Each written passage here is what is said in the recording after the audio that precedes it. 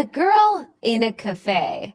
Greg is a porter at the Shepton Hotel in New York.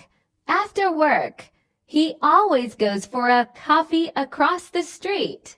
A girl is sitting in the coffee shop near the window. Tease her again, thinks Greg. She's here every afternoon. I'm going to say hello. Greg goes into the coffee shop and gets a coffee. Then he goes across to the girl's table. Hi, he says, I'm Greg. Can I sit with you? Okay, she says, I'm Cassie. One come here for a coffee every day after work, says Greg. I'm a porter at the Shepton Hotel. He smiles. You have beautiful green eyes. Have one, she said. She doesn't smile. Is something wrong, Cassie, he asks. You don't look very happy. It's nothing, she says. Tell me, says Greg. Maybe I can help. Well, she begins. Go on, says Greg. My stepfather is staying at the Shepton Hotel, she says. He has my sketchbooks. I'm an artist.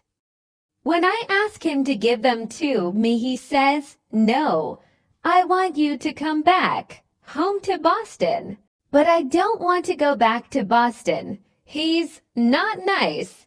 How long is he going to be at the hotel? Asks Greg. 2 more days, says Cassie. He's in room 724. Maybe I can get the sketchbooks for you, says Greg. Maybe I can get into his room. Can you? She says.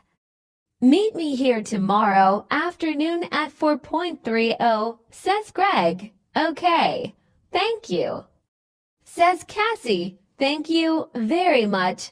She looks at her watch. I've got to go now. See you tomorrow. When Cassie gets back to her hotel room, she makes a telephone call. Hello, she says, tease me. It's okay. The boy's going to do yes. I'm going to get them from him tomorrow afternoon. Okay, I can meet you there the morning after at 10 a.m.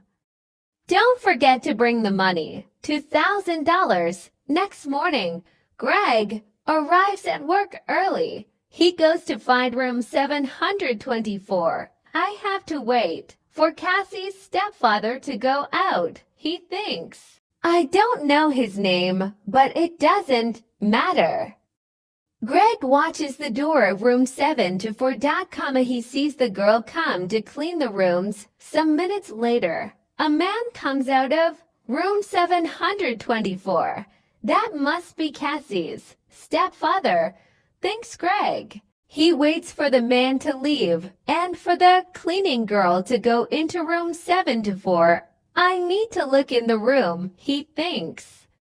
Greg waits for the girl to leave the bedroom. Then he goes into the room and begins to look for the sketchbooks. I must be quick, he thinks. Where are they?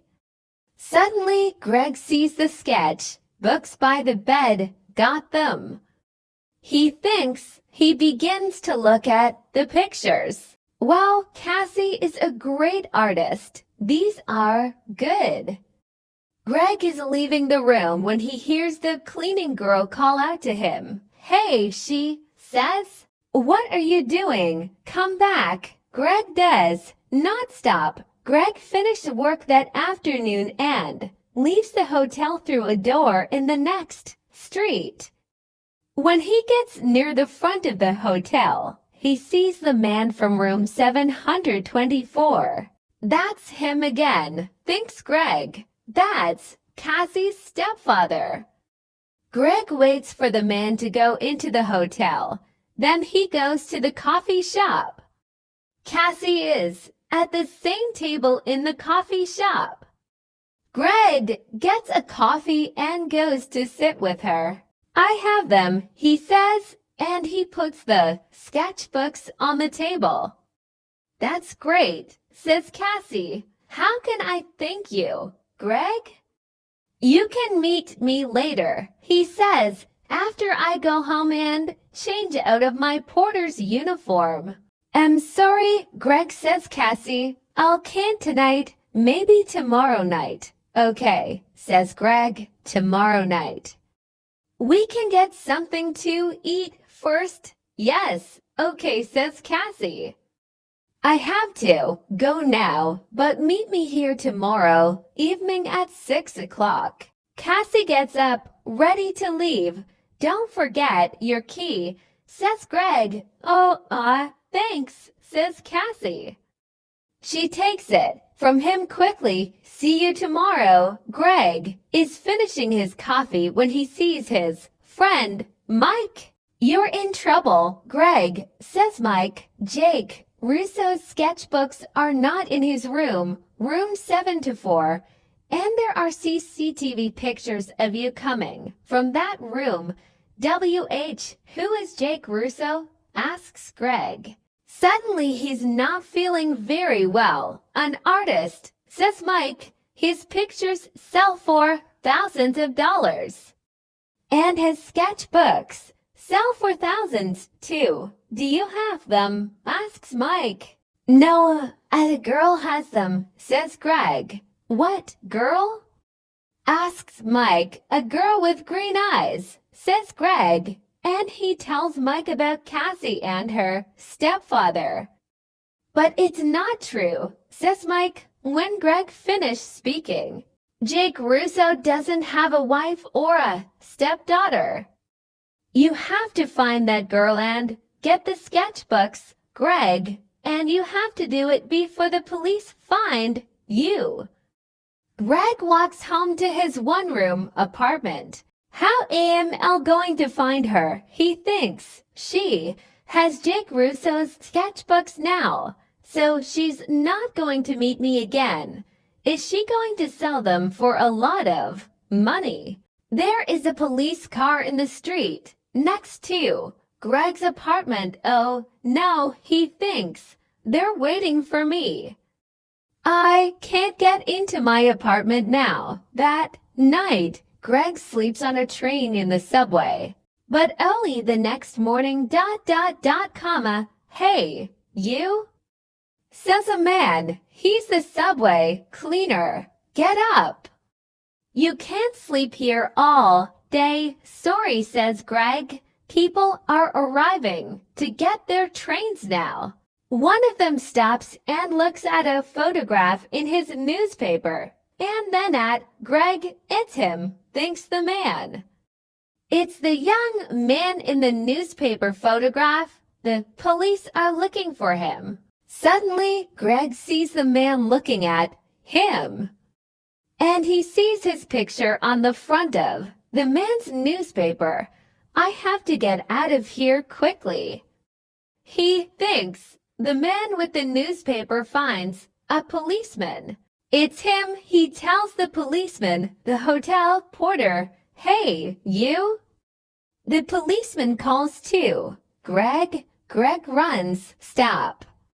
Calls the policeman. Greg doesn't stop. I have to get out of this uniform, thinks Greg. People know I'm the porter. Maybe Mike can give me something different to wear. When he gets to Mike's apartment, Mike opens the door. I need something to wear, Greg tells him. I can't go back to my apartment. My picture's in the newspaper. And, yes, I know, says Mike. It's okay. Come in. Where's the girl? Asks Mike. Do you know? No, says Greg.